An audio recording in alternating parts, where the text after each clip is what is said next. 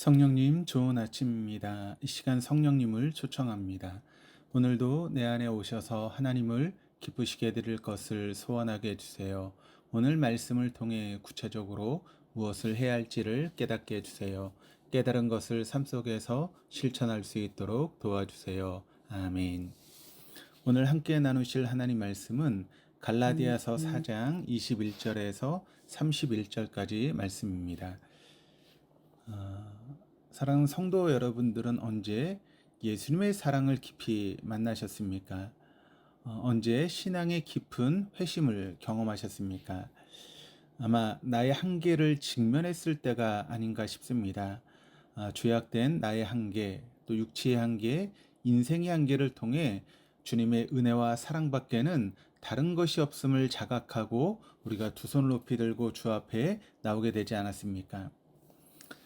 조상 대대로 유대교를 신봉해오던 또 태어나면서부터 유대인이었던 이들도 자신들의 한계를 분명히 보았기에 자신들이 믿어왔던 유대교의 한계에 제대로 부딪혔기에 그리스도인들이 된 것이 아니겠습니까? 그런데 흥미로운 것은 여전히 그들은 개종 이후에도 유대교의 율법을 고수한다라고 하는 것입니다.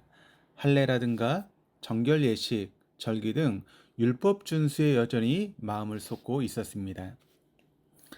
유대 그리스도인들이야 조상 대대로 전해져 내려오던 그 율법에 인이 박혀서 그렇다고 우리가 할 수 있지만 그런데 갈라디아 교회 교우들 대부분은 이방인이었습니다.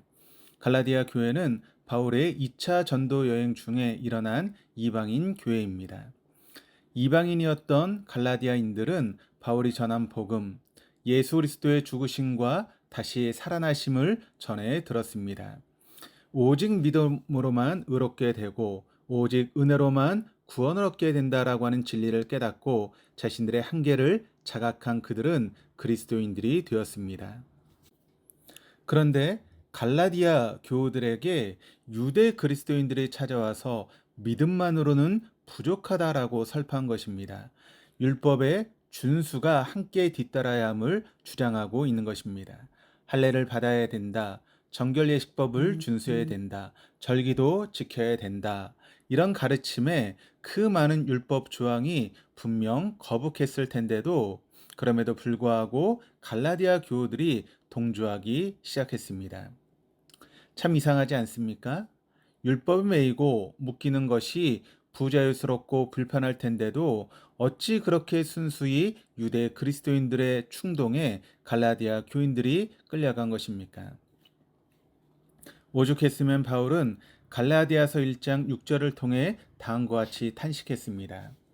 갈라디아 교우들아, 하나님의 은혜를 전할 때는 참으로 꾸물꾸물 받아들이더니 어찌도 그렇게 다른 복음은 낼름낼름 잘도 받아먹느냐, 참 이상하다라고 탄식했습니다. 바울의 탄식은 호소로 이어져 율법이 아닌 믿음으로만 의롭다 하심을 받을 수 있음을 갈라디아서를 통해 간절히 호소합니다. 오늘 함께 읽은 본문 21절에서도 율법 아래 살고자 하는 자들아라고 호칭하며 호소가 이어지고 있습니다. 본문의 호소는 비유입니다. 여종 하갈에서 난 아들은 육체를 따라 난 이스마엘이고 사라에게서 난 아들은 약속을 따라 난 이삭입니다. 바울은 계속해서 하갈에게서 난 이스마엘은 신의 산으로부터 받은 율법을 상징하고 사라에게서 난 이삭은 약속이요 은혜요 자유임을 증거하고 있습니다.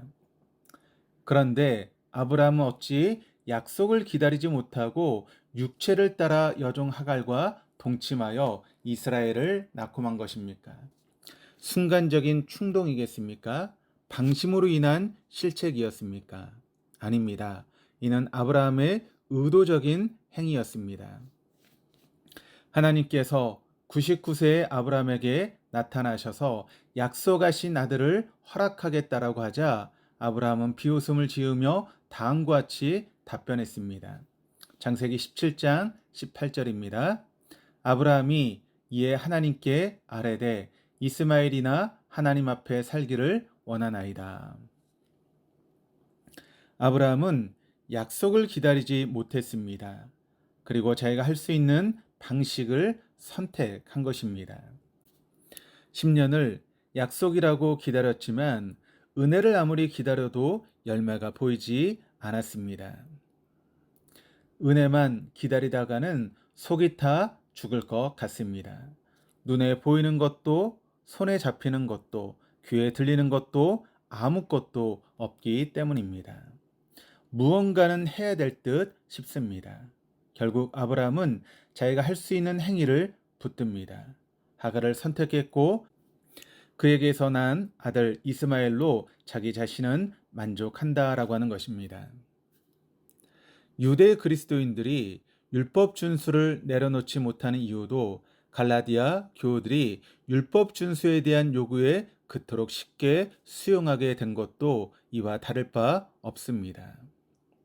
율법의 행위도 의롭다함을 입는다라고 하는 유대 그리스도인들의 사상 이면에는 과연 무엇이 담겨 있는 것입니까?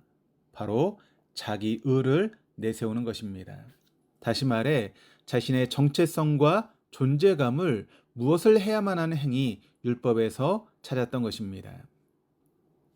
그렇다고 율법 준수를 고집하는 유대인들은 과연 율법을 온전히 준수했습니까? 아니, 율법의 참 정신대로 살았습니까? 그렇지 않습니다. 이 이율배반적인 그들의 행위를 도대체 어떻게 이해할 수 있겠습니까? 그들의 율법 준수의 애씀과 힘씀은 모두 자기를 위한 것이었습니다. 자기 만족, 자기 의였던 것입니다. 기독교는 행위의 종교가 아닙니다. 인간의 연약함을 전제합니다. 연약한 우리는 공로 없습니다. 힘 없습니다. 능력 없습니다. 무지, 무능, 무력한 우리를 죽도록 사랑하신 주 예수 그리스도의 그 은혜, 그 사랑, 그 한량없는 십자가 앞에 엎드려 긍휼을 구하는 것이 기독교의 본질입니다. 다시 말해 의로움의 조건, 구원의 조건은 나에게 하나도 없다라고 하는 것입니다.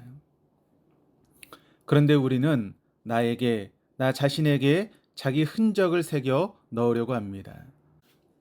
자기 애씀과 힘씀으로 자기 흔적을 수놓으려 합니다.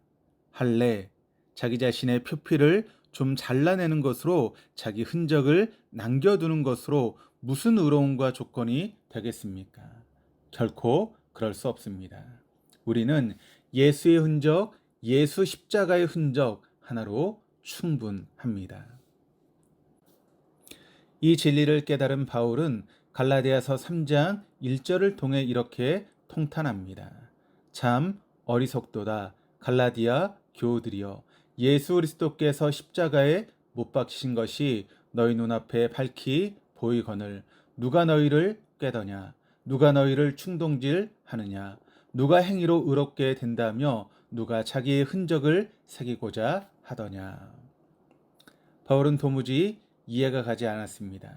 자기의 흔적을 새기려 혈압만 되어 있는 저들이 참으로 이해가 되지 않았습니다. 왜냐하면 바울에게는 예수의 흔적, 예수의 십자가 외에는 결코 자랑할 것이 없었기 때문입니다. 갈라디아서 6장 14절입니다. 그러나 내게는 우리 주 예수 그리스도의 십자가 외에 결코 자랑할 것이 없으니 그리스도로 말미암아 세상이 나를 대하여 십자가에 못 박히고 내가 또한 세상에 대하여 그러하니라. 하나님의 크나큰 신비요 은혜는 빈민 출신이요 배우지 못한 초라한 어부 베드로이든지 석학에다가 탁월한 능력의 사람 바울이든지 하나님 앞에서 다 똑같다라고 하는 것입니다.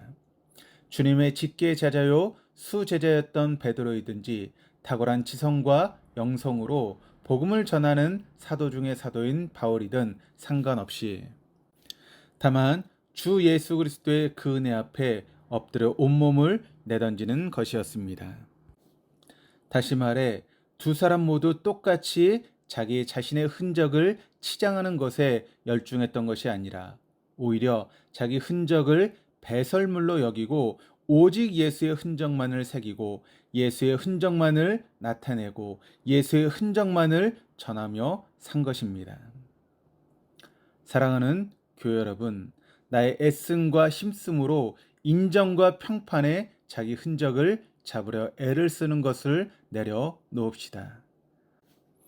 나의 열심과 최선으로 자기 의와 자기 자랑에 자기 흔적을 못 잡아 안다라는 것도 내려놓읍시다. 대신에 우리 모두 예수의 흔적으로 사십시다. 못나고 부족한 나를 위해 아낌없이 십자가의 죽음을 온몸으로 끌어안은 예수의 흔적에만 주목하며 오직 예수만을 기다리며 오직 예수만을 뒤쫓아 걸어가십시다.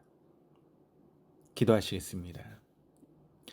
하나님 아버지, 에덴 동산의 아담과 하와로부터 시작된 철저한 자기 사랑은 자기 흔적을 수놓으려 애쓰는 우리에게도 고스란히 전해져 내려오고 있습니다.